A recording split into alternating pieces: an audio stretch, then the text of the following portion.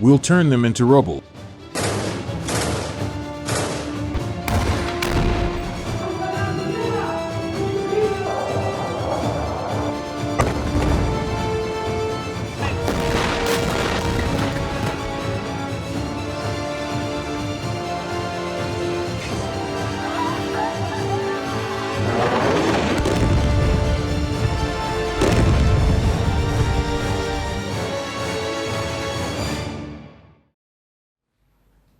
It was Israel's darkest day, a day that changed West Asia forever.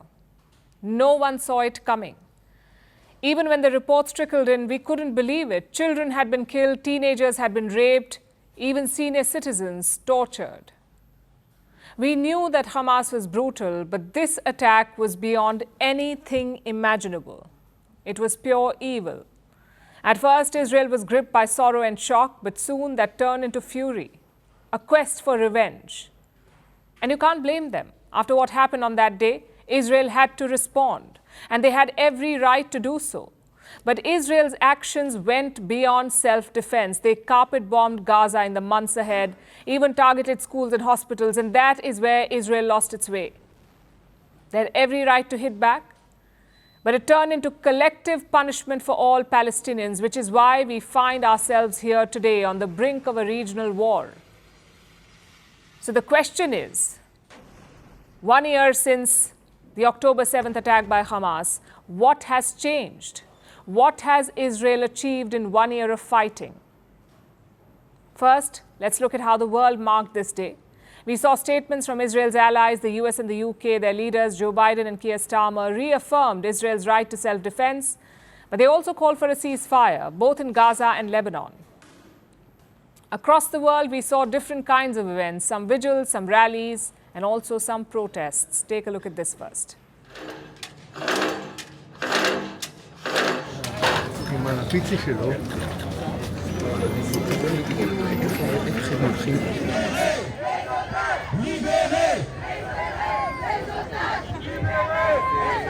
Everyone for coming here. We already have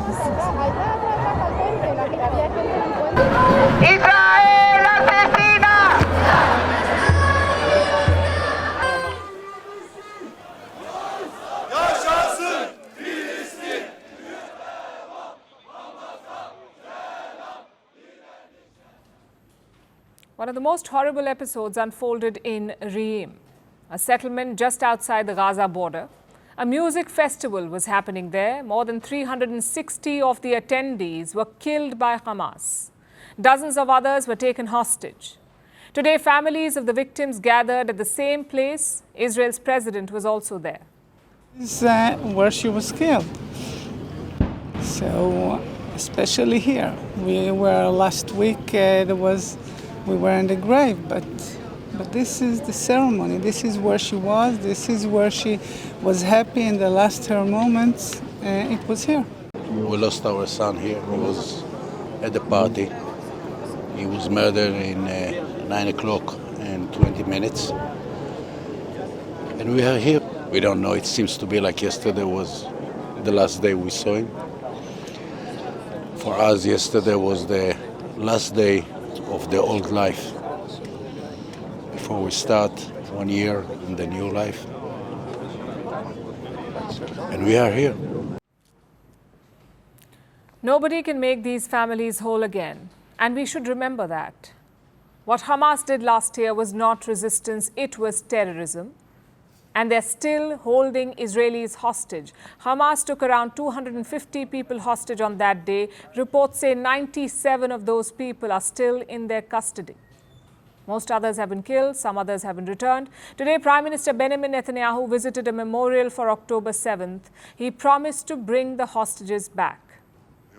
On this day, in this place and in many places in our country, we remember our dead, our hostages whom we are obligated to bring back, and our heroes who fell in defense of the homeland and the country. The thing is, he's been saying that since last year, that he'll bring these people back, but he has rejected deals for exchanging hostages. Why is that? Because those deals require a ceasefire. Families of the hostages are putting pressure on Netanyahu. Even today, they protested outside his home. But the Prime Minister is not budging. He is, in fact, expanding the war. He's moved on from Gaza. Now he's focusing on Lebanon and Iran. Of course, the people of Gaza do not have that luxury. They're stuck in a spiral of war. October 7th marked the beginning of their death, displacement, and tragedy. Before October 7th, one had dreams. Me as a father, I have 6 children. My biggest burden was that I provide them with homes, I find them wives. But after October 7th, this came to nothing. Gaza has become an uninhabitable place, an unfit place to live safely at the very least, due to the destruction of everything on this land after everything in it was targeted, including stones, trees, children, men, women, and even agricultural lands and water wells, since October 7th of last year until October 7th of this year. I hope Hamas is listening to all these people, the people they claim to represent. Around 42,000 people in Gaza are dead. Nearly every Gazan is displaced. Is this what Hamas wanted for its people? Death and displacement? If yes, well done. You have successfully hurt your own people. But let's keep the emotions aside for a moment. Let's look at the strategic landscape. What has Israel achieved since last year? Broadly, 3 things. Number 1, they have managed to weaken Hamas. Weaken, not eliminate. Hamas had nearly 25 to 30,000 fighters before October 7th last year. Israel claims to have killed 17,000 of them. Even top commanders have been taken out, including their chief Ismail Haniyeh. Israel killed him. But Hamas is only down, not out. Today they fired rockets at the city of Tel Aviv. No casualties were reported, but some residential buildings were damaged. What does that tell you? That Hamas retains the ability to strike Israel. It's a direct challenge to Netanyahu because he said that his war goal was to eliminate Hamas. Yet Hamas is firing rockets at Tel Aviv. Number 2, Israel finds itself isolated on the global stage. What happened at the United Nations sums it up. Netanyahu walked up to address the General Assembly. Immediately, dozens of delegates walked out, which shouldn't have been the case. Remember, Israel was the victim last year. The whole world was mourning with them. But Netanyahu's tactics put them off. He basically squandered the moral high ground. Which brings us to the third point. The future looks very unstable. Israel was on a path to normalization with the Arab world. I'm guessing that'll have to wait. Same with the two-state solution. The trust deficit between Israelis and Palestinians has widened. In 2012, 61% Israelis backed a two-state solution. But after October 7th, that number is less than 25%. So the sentiment has clearly shifted, not just on the Israeli side, but across the region.